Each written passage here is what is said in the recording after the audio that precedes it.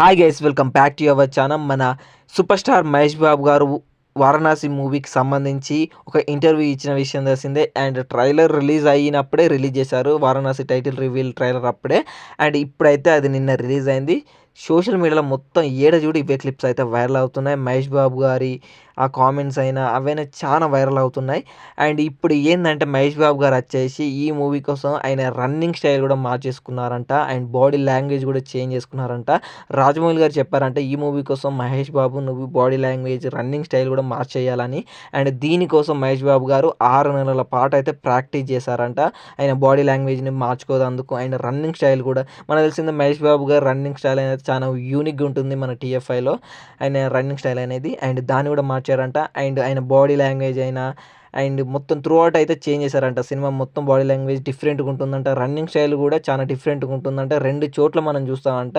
వారణాసి మూవీలో మహేష్ బాబు గారు పరిగెత్తుతుంటే ఆ రన్నింగ్ స్టైల్ అనేది మొత్తం చేంజ్ చేశారంట జక్కన్న గారు.